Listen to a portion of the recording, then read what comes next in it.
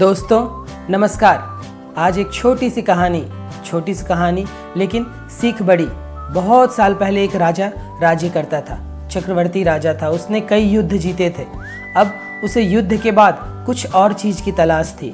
वह अपने सद्गुरु के पास पहुंचा और उसने सद्गुरु से कहा कि मैं गुरुवर अब कुछ और चाहता हूँ। मैंने तो लड़ाइयाँ बहुत लड़ी, मैंने हिंसा बहुत देखे, मैंने खून खराबा बहुत कुछ देखा, लेकिन मैं अब कुछ और सीखना चाहता हूँ। मैं जीवन को समझना चाहता हूँ। तब उसके सद्गुरु ने उससे कहा कि तू इस यात्रा पर जा, और जब इस यात्रा पर जाएगा तब तुझे वहाँ एक जंगल मिलेगा, और जंगल में एक बौना राक्षस तुझसे युद्ध के लिए तुझे ललकारेगा। तू उससे युद्ध करना, तू आसानी से उसे हरा सकता है, और उसे केवल हराना नहीं है, उसे जान से ही मार डालना है। फिर इस लड़ाई को तू जीत, फिर आगे जा, तुझे बहुत कुछ मिलेगा। फिर राजा जाता है उस यात्रा पर, तो उसे वह जंगल मिलता है जहाँ पर वह बौना राक्षस आता है और उस राजा को सद्गुरु के कहे अनुसार ठीक उसी तरह ललकारता है। राजा उसकी ललकार को स्वीकार करता है और उससे युद्ध करता है और बहुत आसानी से हरा देता है। लेकिन राजा महान था, उसके भीतर कुछ दया करुणा थी। उसने उस छोटे बौने राक्षस को वहीं पर छोड़ दिया। फिर वह आगे की यात्रा की ओर गया, लेकिन उसे वहां कोई चीज न मिली। फिर वह वापस आया, फिर वह सद्गुरु से मिला। फिर सद्गुरु ने उसे कहा कि तुझे बहुत कुछ मिल सकता है, लेकिन तुझे उस बौने राक्षस को हराना ही पड़ेगा। अब राजा ने फिर से वह यात्रा प्रारंभ की। फिर वह जंगल मिला। अब यह बौना राक्षस जो पहले 2 फुट का था, अब 4 फीट का हो चुका था। अब फिर युद्ध हुआ। फिर युद्ध में राजा ने उस बौने राक्षस को हराया, लेकिन इस बार फिर राजा ने उसे छोड़ दिया। यह छोटा सा बौना राक्षस, इसको मैं मार के क्या उपलब्धि पा सकूंगा, इसे मारकर मुझे क्या ज्ञान मिल सकेगा। वह सद्गुरु की बातों को थोड़ा वहां छोड़ देता है, वह सद्गुरु की बात को नहीं मानता है। फिर वह जंगल में भटकता है, फिर यात्रा पूरी करके फिर वापस आता है। फिर सद्गुरु उसे कहते हैं कि तू वापस जा। जब तक तू उस बौने राक्षस को हरा नहीं देता, उसे जान से मार नहीं देता, तब तक तुझे कुछ भी नहीं मिलेगा। वह फिर उस यात्रा पर जाता है। अब जो बौना राक्षस 4 फुट का था, अब वह 6 फुट का हो चुका था। वह राजा के लगभग बराबर हो चुका था। फिर युद्ध हुआ। राजा प्रतापी था। उसने फिर से उस बौने राक्षस को, जो अब राजा के बराबर हो चुका था, आसानी से हरा दिया।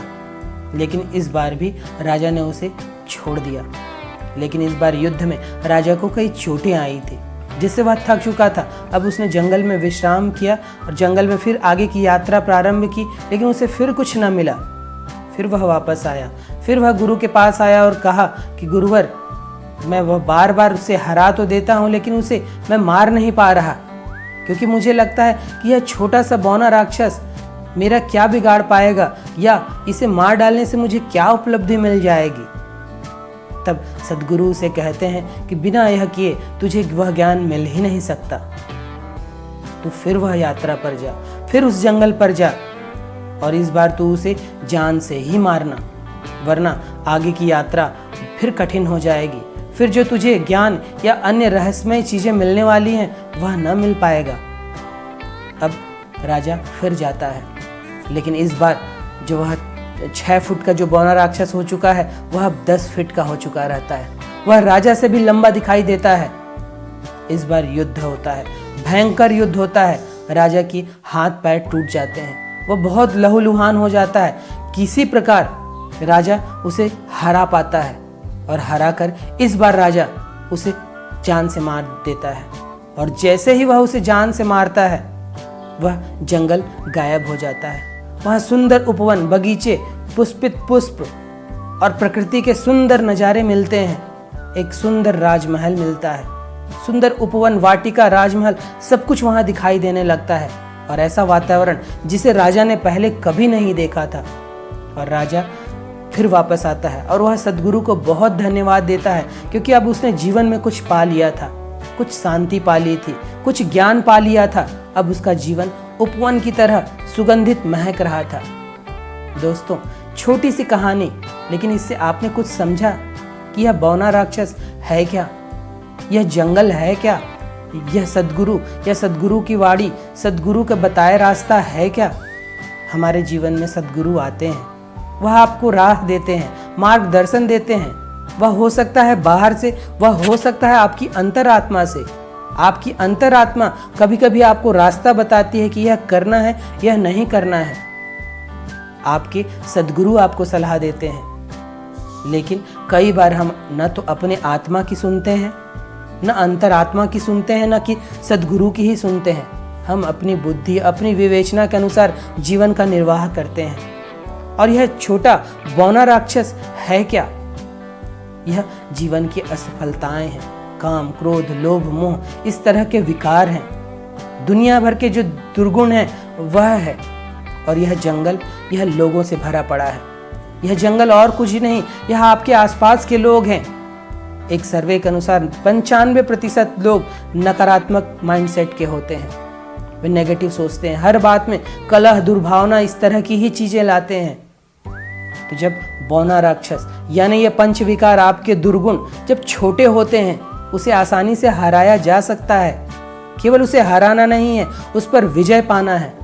अपनी इंद्रियों पर विजय पाना है, अपने विकारों पर विजय पाना है। लेकिन उसे आपने ऐसे ही छोड़ दिया कि अरे चलता है। फिर यह बौना राक्षस थोड़ा और बड़ा होता है, थोड़ा और बड़ा होता है, थोड़ा और बड़ा होता है, और यह आपसे भी बहुत विशाल हो जाता है। फिर उसे हरा पाना, राजा ने तो हरा लिया क्योंकि वह प्रतापी था। क्या आप ऐसे हैं? क्या आप में वह क्षमता है? क्या बड़ी बड़ी समस्याओं को चुटकियों में हरा सकें? क्या आपके जीवन में वह ध्यान, वह प्रेम है? अधिकांश लोगों में नहीं होता। तो ज्यादा अच्छा है कि वह जब विकार, वह जब बुराई छोटे रूप में है, एक घाव लगा है, अगर हमने उस पर ध्यान नहीं दिया तो वह नासूर में बदल सकता है, वह आपकी जान भी ले सकता है। तो बौने राक्षस को समय रहते मार डालिए। अपने विकारों को बड़ा मत होने दीजिए। अपने चरित्र को अच्छा बनाइए, अच्छी लाइफ स्टाइल पे रहिए, अच्छी ही अच्छी चीजें करिए, जो सही है वही करिए। फिर देखिए यह बौना राक्षस आसानी से हारेगा। इससे आपको कोई भीषण युद्ध लड़ने की जरूरत नहीं पड़ेगी। अपने सद्गुरु का कहा सुनिए। सद्गुरु अपने अनुभव से आपके भले के लिए कुछ कहता है। आपका भला हो जाता है, उससे उसको कुछ मिलने वाला नहीं है, फायदा आपको ही है ज्यादा। लेकिन आप अपनी बुद्धि लगाते हैं, अपने तर्क वितर्क, अपने पंच विकार से ग्रस्त होकर उन बुरे कामों को करते हैं। जब आप में काम का ज्वर चढ़ता है तो आप दुनिया भर के गलत संबंध बनाते हैं, गलत काम करते हैं, अप्राकृतिक काम करते हैं। जब आप में लोभ चढ़ता है तो अच्छे अच्छे लोगों को मैंने चोरी करते हुए देखी है। ऐसे ही जब आप में क्रोध आता है, आप में अहंकार रूपी रावण, अहंकार रूपी राक्षस आपके भीतर आता है, तो आप भले कितने ही विद्वान क्यों ना हो, आप फिर कहीं के नहीं रहे। ना आपको कोई पसंद करेगा, ना आप जीवन में सफल हो सकते हैं। तो बौने राक्षस को समय रहते ही मारिए।